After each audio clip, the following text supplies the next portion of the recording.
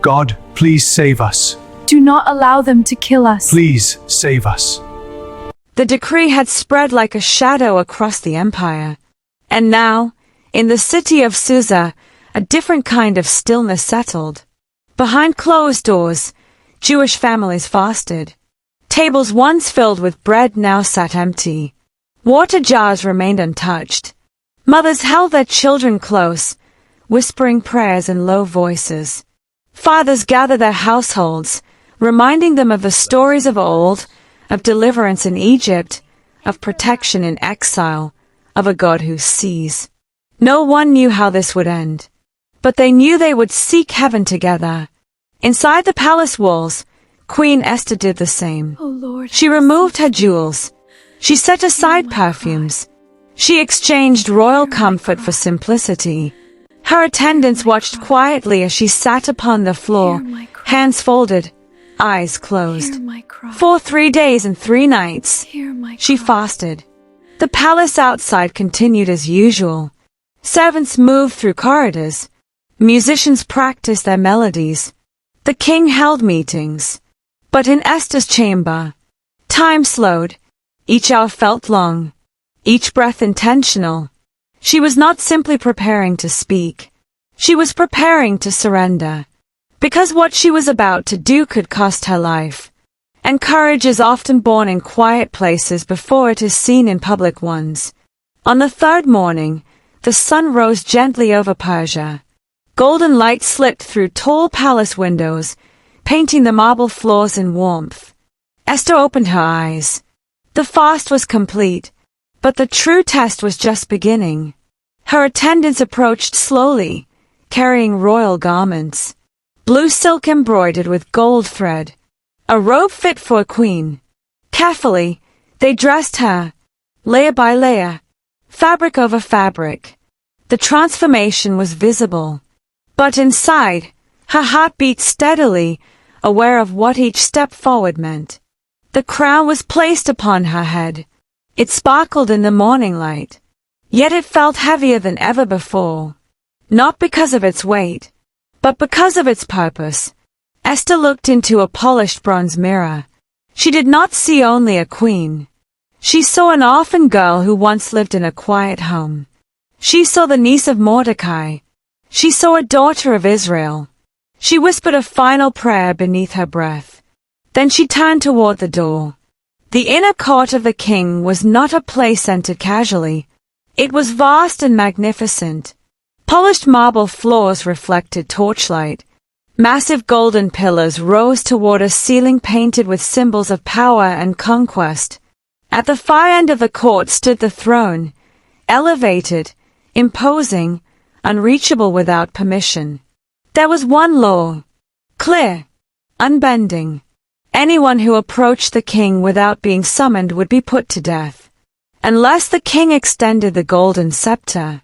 No exceptions. Not for nobles. Not for servants. Not even for the queen. And Esther had not been summoned for 30 days. As she stepped into the corridor leading to the inner court, servants froze. Whispers followed her like wind. Has she been called? Why is she going? Guards straightened, their expressions unreadable. Each step echoed against the marble floor. Slow, measured, intentional. Fear walked beside her. But so did faith. She did not rush. She did not hesitate. She simply kept walking.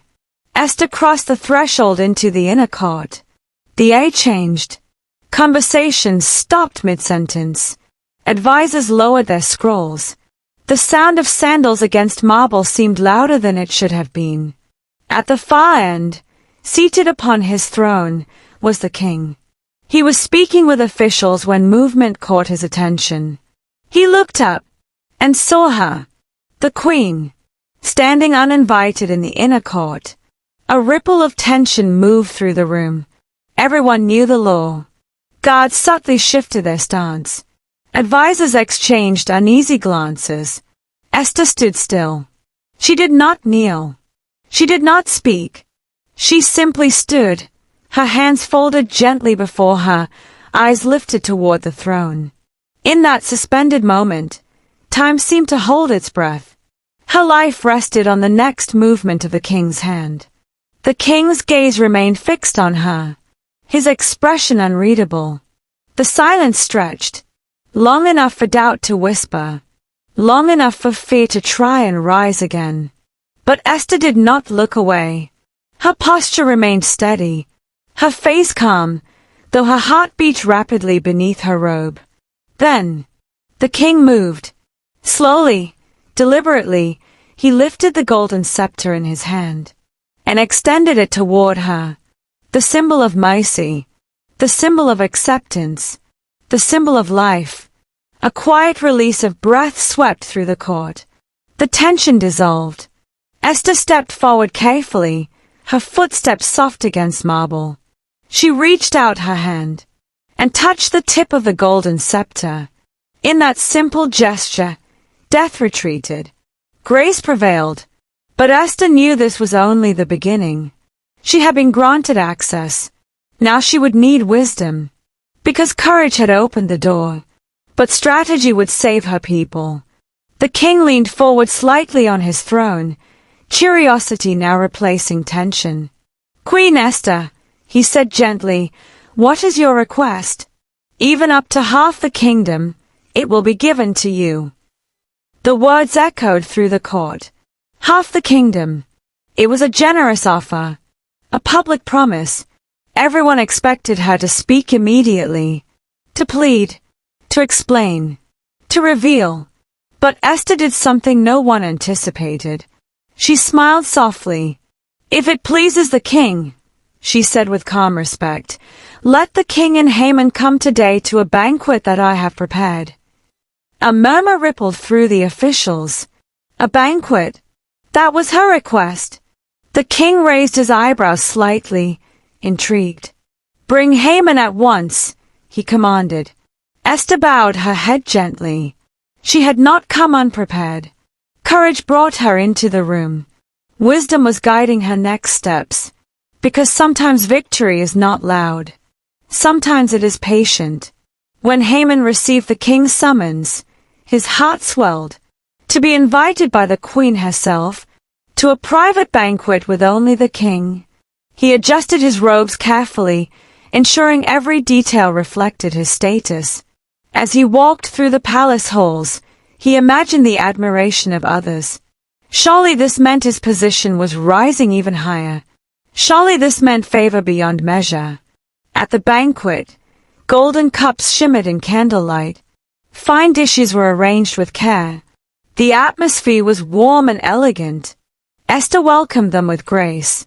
The king appeared relaxed, pleased with the arrangement. Haman sat tall, satisfied. Again, the king turned to Esther.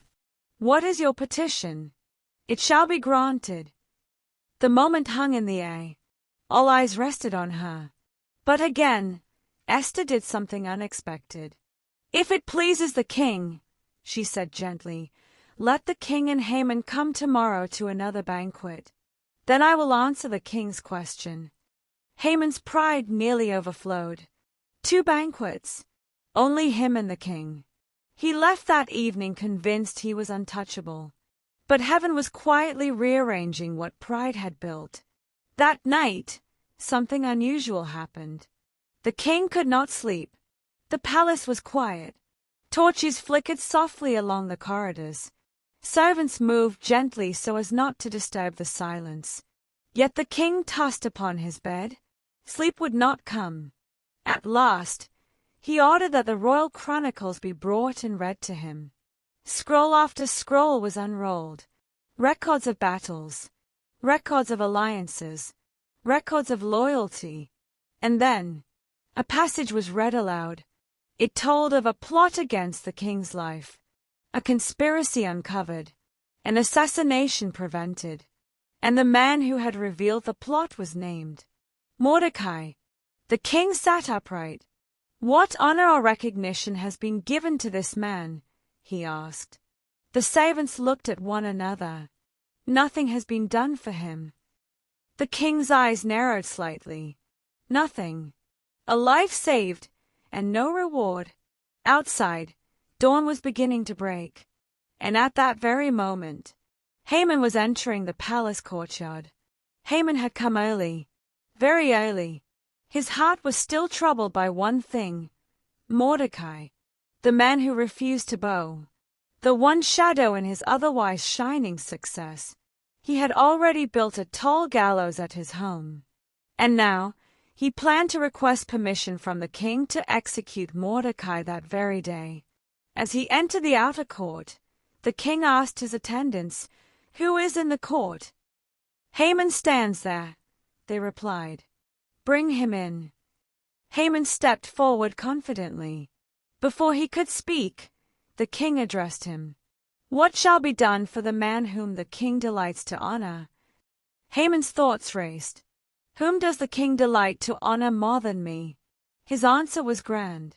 "Let royal robes be brought, robes the king has worn. Let a royal horse be prepared, one the king has ridden, with a crown upon its head. Let the man be led through the city streets, proclaimed before by a noble official." The king nodded. "Excellent. Do so at once for Mordecai the Jew." The words struck like thunder. Mordecai. The name echoed in Haman's mind. For a moment, he could not speak, but the command had been given, and he had no choice. The city of Susa watched in astonishment. Mordecai, dressed in royal robes, seated upon the king's horse, led through the streets, and beside him, Haman, proclaiming loudly, "This is what is done for the man whom the king delights to honor." Each word must have tasted bitter, yet he spoke them. The very man he planned to destroy was now publicly celebrated. When the procession ended, Mordecai quietly returned to the king's gate. He did not boast. He did not change his posture. He remained steady. Haman, however, rushed home in humiliation. His pride cracked, his confidence shaken, and before he could fully recover, the king's eunuchs arrived. It is time for the queen's second banquet. The stage was set. The truth would soon be revealed, and what began as a decree of death was slowly becoming a story of divine reversal.